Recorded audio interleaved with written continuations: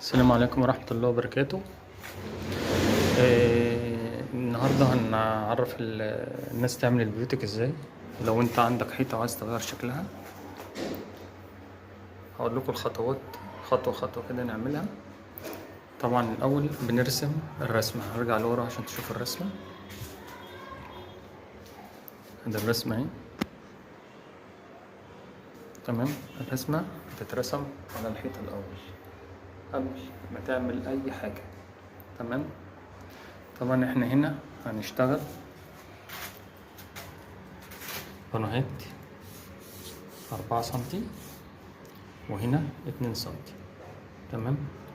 4 سنتي بنرسم الرسمة بنديها الشكل بتاعه، بنقوله هنا 4 سنتي دول 2 سنتي. الفرق ده زي ما انت عاوز. انا سايب هنا حوالي 3.5 عشان المكان هنا صغير، فانا عشان ايه احاول ان انا اجمع الشغل جنب بعض، تمام.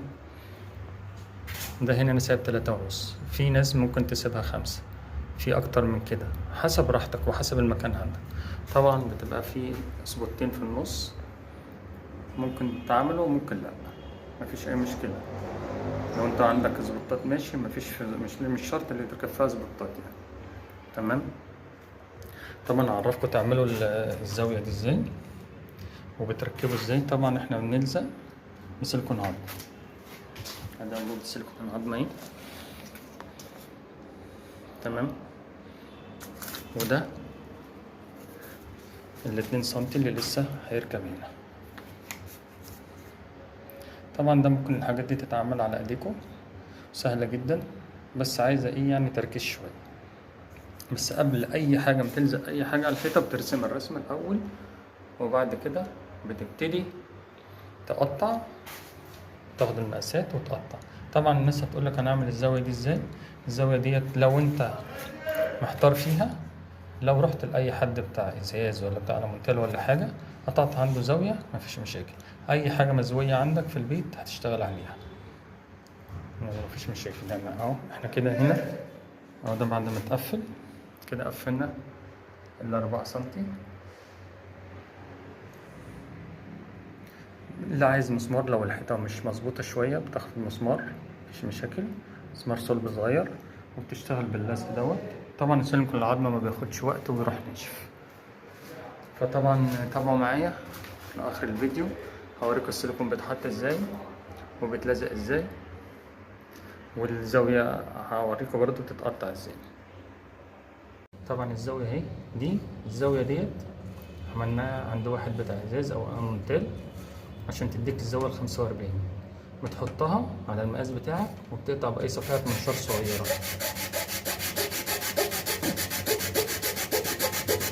وطبعا بيتقطع بسرعة، مفيهوش أي حاجة. الزاويتين اهو بيركبوا على بعض، خلص على كده، تمام. انا بوريكم بس الزاوية بتتقطع ازاي اهو. بس طبعا دي لازم تتساوي عند حد عشان تعرف تركبها. ده الشغل اللي احنا مقطعينه اهو، بيركب كده اهو، بس الزاوية. فطبعا هي لو عملت زاوية بس عند حد هتقطع عليها كل شغلك، مفيش اي مشكلة، تمام كده. هوريها لكم مرة كمان.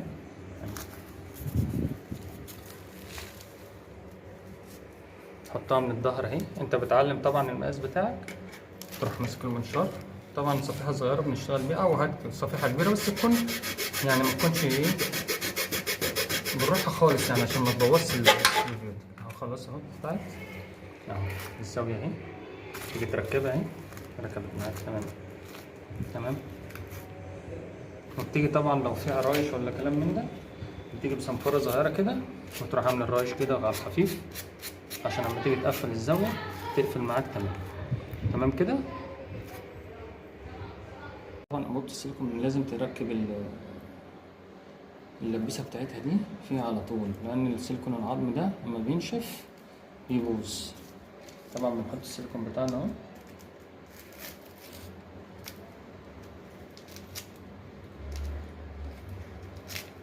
بالطريقة دي كده،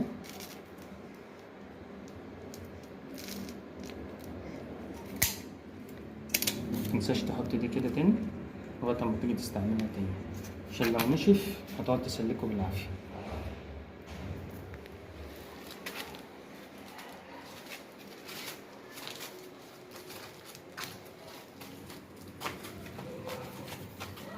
طبعا اهو بيلزق، احنا عاملين العلامات عشان نشتغل عليها اهو، بنمشي على العلامة بالظبط. تمام.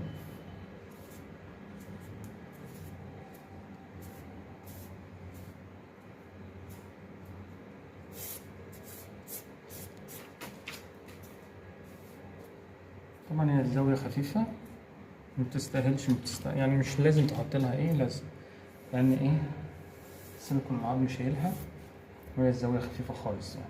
اما الكبيرة دي لازم بتحط لها لو في الحيطة اي حاجة، يعني الحيطة معوجة ولا كلام من ده، بتديها مسمار تمسكها، واللي هي العدلة بتديها بس ايه لزق كده. شايف الزاوية مفتوحة بتديها لزق كده يعني، عشان الفينش ايه يديك في الاخر فينش حلو كده. خلاص احنا خلصنا الصغيرة، هنكمل البراز كله وهنفرجكوا عليه. كده قفلنا اول واحدة ايه. كل ده بيعتمد اللي انت لازم تحط اول حاجة الرسمة على الحيطة زي كده بالقلم الرصاص، ما عليك اللي انت بتقطع زوايا وتحط عليها بس. طبعا بتحط اللزق زي ما انتوا شايفين اهو عشان يمسك الزوايا. ولو اي استفسار قولولي في التعليقات وانا هرد عليكم. هنخش بقى على الباكية التانية اللي في النص، هنخلصها وهنوريكم الفينش في الاخر كله هيبقى عامل ازاي. كده شطبنا البانوهات. طبعا احنا بنقفل الزوايا بندي مسمار كده بس مش للاخر، المسمار ده بس بيتحط منظر كده يعني، يا دوبك كده السن بتاعه بس مسمار صلب صغير، السن بتاعه بس يلقط كده في الحيطة، حاجة بسيطة. بنثبت طبعا بلزق، نقفل الزوايا كويس عشان ما تاخدش معاه معجون ياما.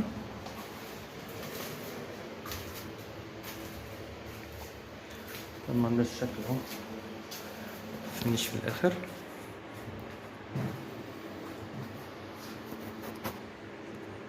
منظر اهو. طبعا لسه كل ده هيتشال بعد كده تاخد المعجون. وادي موضوع البانوهات خلص. لو انت عايز تغير الحيطة عندك هتعملها بنفسك، مفيهاش اي مشكلة. زي ما فهمناكم الرسمة تتعمل بالقلم الرصاص الأول على الحيطة حسب المسافات اللي انت عايزها. ممكن تعمل واحدة بس تستكفي بدور واحد مثلا، اللي هو ال4 سنتي بس، ده يبقى كويس برضو، الناس بتشتغل بيه لوحده. طبعا هنا العميل كان عايز بانوهات 4 وبانوهات 2. ادي ده المنظر النهائي.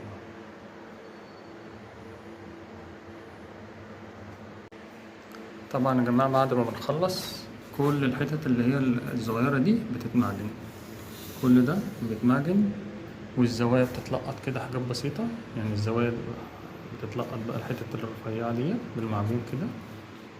تمام. وطبعا لما بتيجي تدهن، في ناس بتدهنها أبيض وفي ناس بتدهنها نفس لون الحيطة. فطبعا العميل معانا هنا هيقول لك نفس لون الحيطة عشان يبقى كله شبه بعضه. فهو اللي طالع دلوقتي واللي شغال اللي هو بيتعمل نفس لون الحيطة. الزاوية دي 4 سنتي، يعني عيد تاني اهو، ده 2 سنتي. تمام. طبعا بنتفادى الحاجات اللي زي دي، فتحة الكهرباء دي بنتفادى كله عشان مفيش حاجة تيجي معانا في الشغل، عشان ده لو ما بتقطع في الشغل بيبقى شكله مش حلو. بنتفادى الحاجات ديت. وطبعا لسه هنحط 3 حتت صغيرين تحت عشان يكملوا المنظر. وهتتحط هنا ركنة، الزاوية دي كده ركنة، هيبقى فوق الركنة على طول.